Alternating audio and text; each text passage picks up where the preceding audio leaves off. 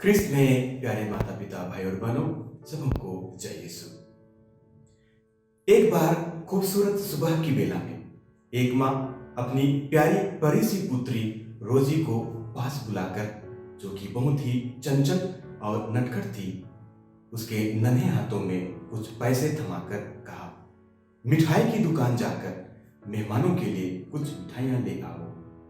मिठाई की दुकान अपने कस्बे के एक गली के अंतिम छोर में स्थित था। वह खुशी खुशी मिठाई की दुकान की ओर चल पड़ी। वहां पहुंचकर उसने पैसों को दुकानदार के हाथों दे दिया। दुकानदार ने उसे रसदार और स्वादिष्ट मिठाइयां दी।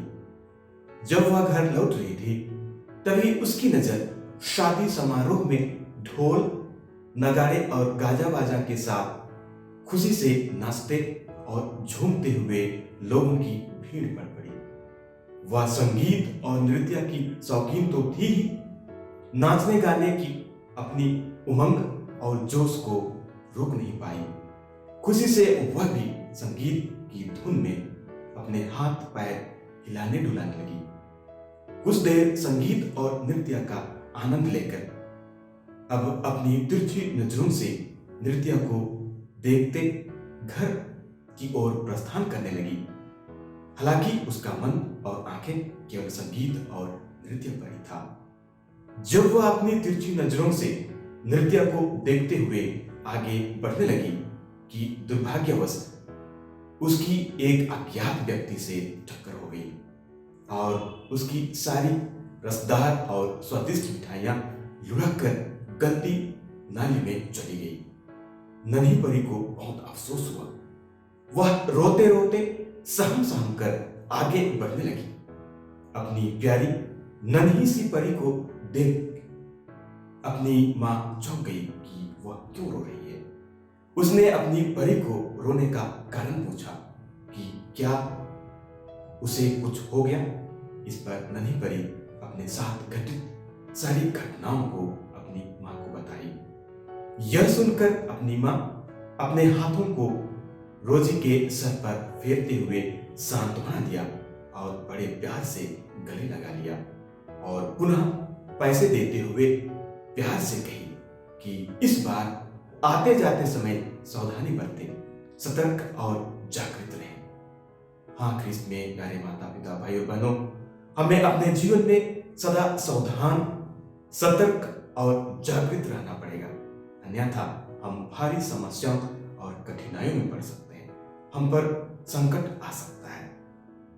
आज हम आगमन के प्रथम रविवार में प्रवेश करते हैं। आज का शब्द समारोह हमें सतर्क, जागृत और सदा सावधान रहने के लिए आमंत्रित करता है। यीशु मसीह सेवकों और द्वारपाल के दृष्टांत के माध्यम से हमेशा सजग रहने की आवश्यकता पर जोर देते हुए कहते हैं कि हमेशा सजग रहो। इस दृष्टांत का संदर्भ यह भी है कि उन दिनों लोगों के पास यातायात की सुविधाएं एवं संचार सुविधाएं नहीं थी जितना कि आज हमारे पास मौजूद है। इसीलिए यदि घर का कोई मालिक बाहर जाता है तो दूसरों को उनके अपने कर्तव्यों को करते हुए मालिकों के आने का इंतजार करना पड़ता था। अगर वे काम करते पाए जाए या कर्तव्य निभाते पाए जाए तो उनकी सराहना की जाती थी, अन्यथा डांट फटकार कर उन्हें गालियां भी सुननी पड़ती थी। आज के प्रथम पाठ में ईश्वर को मुक्तिदाता और कुम्हार के रूप में प्रस्तुत किया गया है। नबी अपने और लोगों के दिल की भावनाओं को व्यक्त करते हुए कहता है कि सब के सब गुलाम के चंगुल में है और ईश्वर के नियम अनुसार कोई नहीं चलता। एक बार जब वे गुलामी से मुक्त हो जाते हैं तो वे ईश्वर में अपनेपन का एहसास करते हैं। इसीलिए वे कहते हैं, आप हमारे मुक्तिदाता हैं, आप कुम्हार और हम सब मिट्टी हैं। इससे नबी कहते हैं कि जो लोग हमेशा ईश्वर का अनुसरण करते हैं, ईश्वर द्वारा सदा मदद मिलेगी और किसी भी प्रकार की बदतर स्थिति से छुटकारा दिलाया जाएगा। संत पौलुस आज दूसरे पाठ में अपनी ईश्वरीय महती दया और कृपा का एहसास कुरिन्थियों के लोगों के साथ साझा करते हैं और उनसे अनुग्रह करते हैं कि वे ईश्वर द्वारा प्राप्त कृपादानों और सभी आशीषों को अच्छे कार्य करने में लगाएं। और वह उन्हें शुभकामनाएं भी देता है कि जब परमेश्वर आएगा तो वह उन्हें अयोग्य नहीं पाएगा।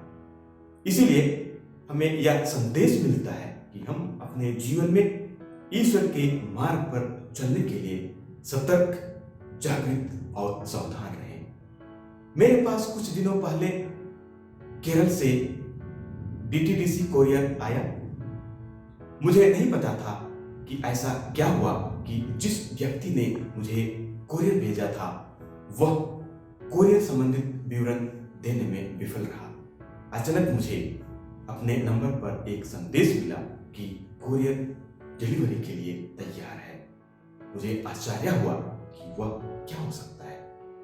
कुछ समय बाद मुझे संदेश मिला कि कोरियर डिलीवर नहीं की जा सकती। यह दूसरा संदेश था क्योंकि सामान कोरियर हब में वापस भेज दिया गया था। अगले दिन मुझे पुनः संदेश मिला कि पार्सल डिलीवरी के लिए तैयार है। जैसे ही मुझे यह संदेश मिला मैंने फोन किया और कोरियर कार्यालय गया। तब मुझे पता चला कि कार्यालय अब दूसरे स्थान पर स्थानांतरित कर दिया गया है। मैंने नया कार्यालय भी गया, लेकिन दुर्भाग्यवश वहां से भी मुझे अन्य जगह जाने को कहा गया। मैंने वहां जाकर अपने सामान को देने की अर्जी की। तब मुझे कहा गया कि मेरा कोरियर उस कार्यालय में भेज दिया गया है जो उनके कार्य क्षेत्र के अंतर्गत नहीं आता। फिर भी कहा गया कि दूसरे पहर आकर अपना कोरियर ले लें। और सौभाग्यवश मैंने कोरियर दूसरे पहर पाया और अनावश्यक परेशानियों से बच गया। अपनी सजगता और सतर्कता के कारण ही मैंने अपना कोरियर प्राप्त किया। ख्रिस्त में प्यारे माता पिता भाई बहनों, यदि मैं सतर्क नहीं होता, सजग नहीं रहता, तो कोरियर उस जगह वापस चला जाता जहां से यह भेजा गया था। अतः जैसे जक्केयुस यीशु को किसी भी शर्त पर देखने और उससे अपने घर आने का न्योता देने के लिए सजग था, जैसे अंधा व्यक्ति यीशु के स्वास्थ्य लाभ प्राप्त करने के लिए चौकन था, जैसे समझदार कुंवारियां इस पुत्र के स्वागत में कोई कसर नहीं छोड़ी थी, जैसे सभागृह के नेता जाइरुस अपनी पुत्री के स्वास्थ्य लाभ के लिए प्रभु से मिलने के लिए चौकन था, वैसे ही हम सभी सतर्क रहें, जागते रहें और जीवन में सदा सावधान रहें। यही आज हमें निमंत्रण मिलता है ताकि हम प्रभु को अपने हृदय में जगह दे सकें। यदि हम कुछ पाना चाहते हैं तो हमें सतर्क, जागृत और सावधान तो होना ही पड़ेगा। मछुआरा मछली को तभी पकड़ सकता है जब वह हुक खींचने के लिए सतर्क और सावधान रहे। एक चालक अपने यात्रियों को सुरक्षित रूप से उनके गंतव्य तक तभी पहुंचा सकता है जब वह जाग रहा हो। और इसी तरह एक कैथोलिक व्यक्ति बालक यीशु दुनिया के मुक्तिदाता को तभी पा सकता है जब वह सतर्क, जागृत और जीवन में सदा सतर्क हो। मैं सबों को आगमन की ढेर सारी शुभकामनाएं देता हूं, जो यीशु की तैयारी और इंतजार का सबसे सुंदर समय है। ईश्वर हम सबों को कृपा प्रदान करे। आमीन। जय यीशु।